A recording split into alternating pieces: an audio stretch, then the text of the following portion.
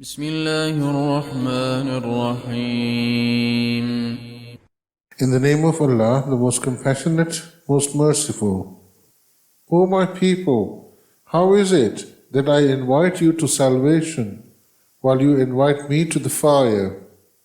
You invite me to disbelieve in Allah and associate with Him what I have no knowledge of, while I invite you to the Almighty, most forgiving. There is no doubt that whatever idols you invite me to worship are not worthy to be invoked, either in this world or the hereafter.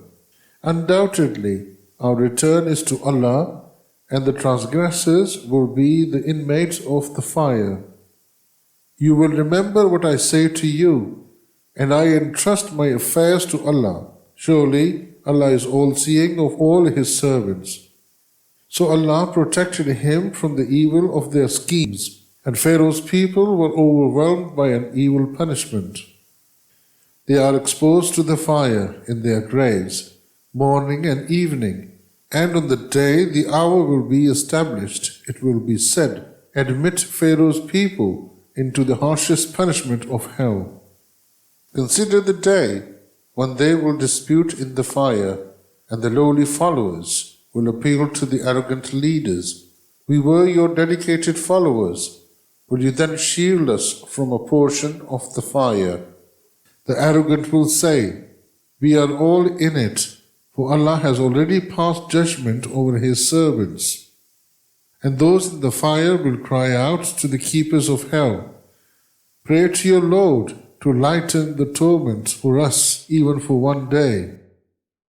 The keepers will reply, did your messengers not constantly come to you with clear proofs? They will say, yes, they did. The keepers will say, then pray, though the prayer of the disbelievers is only in vain. We certainly help our messengers and the believers, both in this worldly life and on the day the witnesses will stand forth for testimony. The day the wrongdoers' excuses will be of no benefit to them.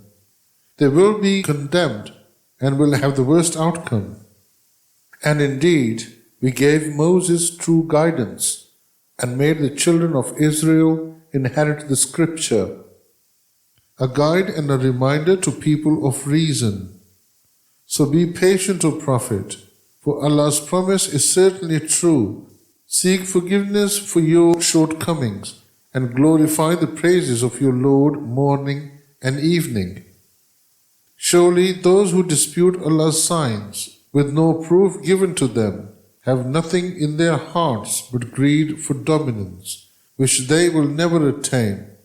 So seek refuge in Allah.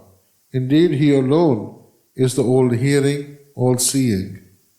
The creation of the heavens and the earth is certainly greater than the recreation of humankind, but most people do not know. Those blind to the truth and those who can see are not equal, nor are those who believe and do good equal to those who do evil. Yet you are hardly mindful. The hour is certainly coming, there is no doubt about it, but most people do not believe. Your Lord has proclaimed, call upon me, I will respond to you. Surely those who are too proud to worship me will enter hell fully humbled. It is Allah who made the night for you to rest in and the day bright. Surely Allah is ever bountiful to humanity, but most people are ungrateful. That is Allah your Lord, the Creator of all things. There is no God worthy of worship except Him. How can you then be deluded from the truth? This is how those who used to reject Allah's signs were also deluded. It is Allah who made the earth a place of settlement for you and the sky a canopy. He shaped you in the womb, perfecting your form, and He has provided you with what is good and lawful. That is Allah, your Lord. So blessed is Allah, Lord of all worlds. He is the ever-living, There is no God worthy of worship except Him. So call upon Him with sincere devotion, saying, All praise is for Allah, Lord of all worlds. Say, O Prophet, I have been forbidden to worship those idols you worship besides Allah, since clear proofs have come to me from my Lord, and I have been commanded to fully submit to the Lord of all worlds. He is the one who created you from dust, then from a sperm drop, then developed you into a clinging clot of blood. Then He brings you forth as infants, so that you may reach your prime and become old, though some of you may die sooner, reaching an appointed time, so perhaps you may understand Allah's power. He is the one who gives life and causes death. When He decrees a matter, He simply tells it, Be, and it is.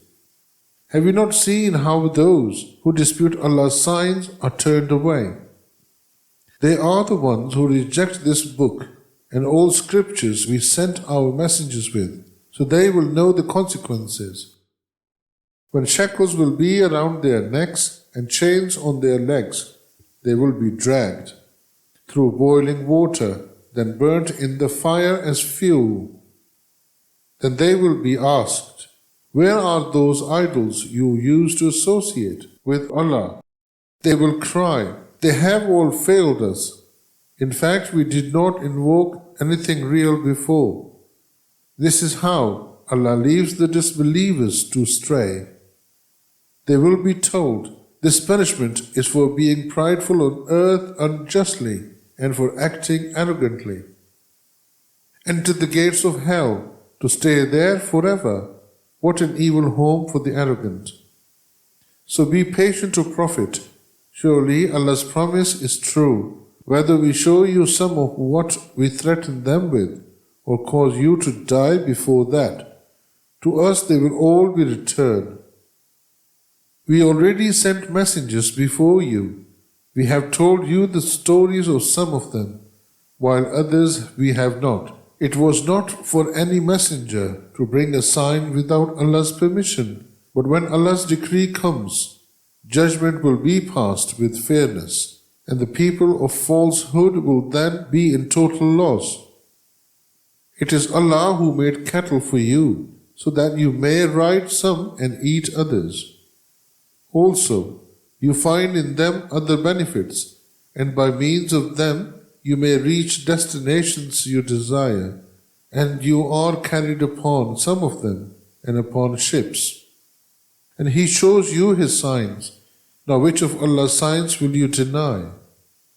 Have they not travelled throughout the land to see what was the end of those who were destroyed before them?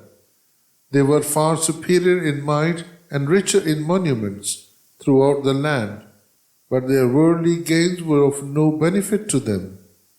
When their messengers came to them with clear proofs, they were prideful in whatever worldly knowledge they had, and were ultimately overwhelmed by what they used to ridicule. When they saw our punishment, they cried, Now we believe in Allah alone, and reject what we had been associating with Him. But their faith was of no benefit to them when they saw our torment. This has always been Allah's way of dealing with His wicked servants. Then and there, the disbelievers were in total loss.